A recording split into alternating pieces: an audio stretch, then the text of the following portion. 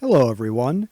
This video presents a notable event that happened on each day from the past week in history. On January 28, 1547, the 9-year-old son of Henry VIII and Jane Seymour, Edward VI, became King of England. Not only did his ill-fated mother die shortly after his birth, Edward himself was fated to a reign of only 6.5 years, dying of an illness at the age of 15. Edward VI is easily forgotten in the muddle of the successors that followed him, starting with his cousin Lady Jane Grey, whom Edward had named his heir before he died. Seen by Catholics as an attempt to prevent the re-establishment of Catholicism in England, Jane Grey was deposed only 9 days after becoming queen and promptly executed by her Catholic successor, Queen Mary I, a half-sister of Edward known lovingly as Bloody Mary. Upon the death of Mary in 1558, Elizabeth I, another half-sister of Edward, became queen. On January 29, 2002, U.S. President George W. Bush coined a new phrase in his State of the Union address to Congress, labeling Iraq, Iran, and North Korea as the axis of evil. Bush accused these states of being regimes that sponsor terror, a highly charged topic in the U.S. Bush apparently liked the sound of his new designation and used the phrase often in his remaining years in office. The allusion in the phrase to Axis would harken back to the Axis powers of World War II, consisting of Germany, Japan, and their allies, and the invention of such a label is reminiscent of Ronald Reagan calling the Soviet Union the evil empire. Not surprisingly, Iran, a country labeled as a sponsor of terror, coined a counter-phrase, the Axis of Resistance, including itself along with Syria and the Islamist group Hezbollah as members. Would you add any other countries to the Axis of Evil?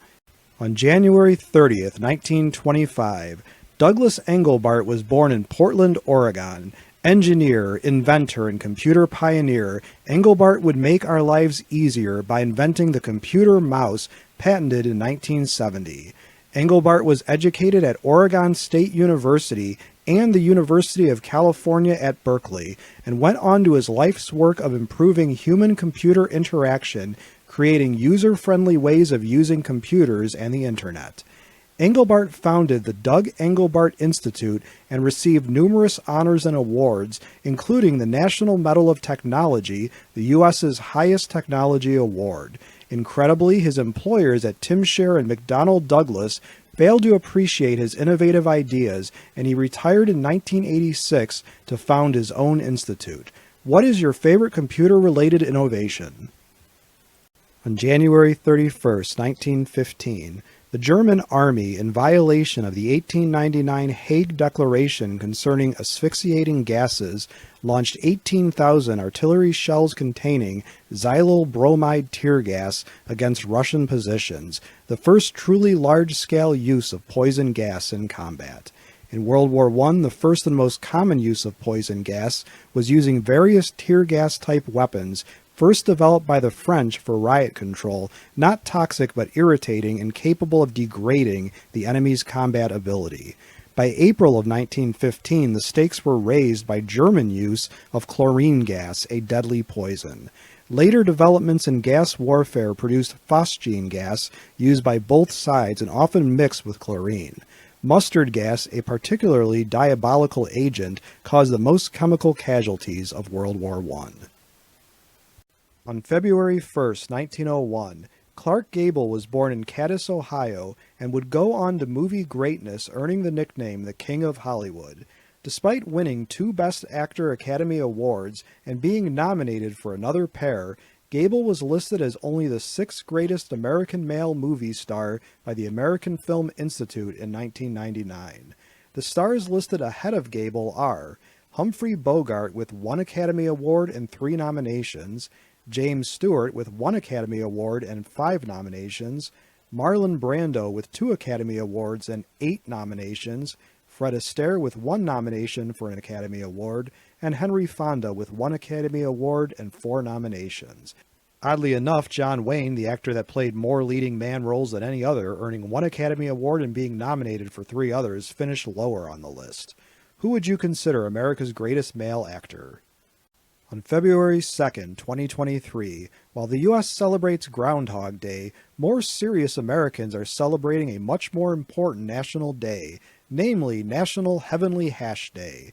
You may immediately think of the common offering by ice cream manufacturers consisting of vanilla ice cream with some combination of marshmallow, chocolate, and nuts whipped together in a gustatory delight, but Heavenly Hash can be so much more than that. Heavenly Hash can be concocted from some kind of marshmallow cream or whip mixed with your choice of ingredients, and ice cream is not mandatory. Cakes, fruit salads, candies, and whatever your imagination allows are all fair game. We recommend you get together with friends and family and have an informal contest to see who can bring the most delicious form of Heavenly Hash. Enjoy. As a question for my students and subscribers, do you have a favorite brand of Heavenly Hash ice cream? On February 3rd, 1509, the Arabian Sea portion of the Indian Ocean witnessed a naval battle that had centuries of effects on the global balance of power when a Portuguese fleet defeated a combined fleet of Asian warships at the Battle of Diu, India.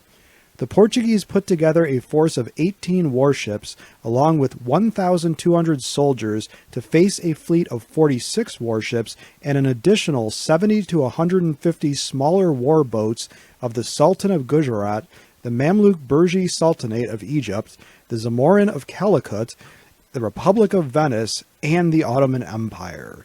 The battle was a massacre, with the Portuguese sinking or capturing almost all of the opposing ships.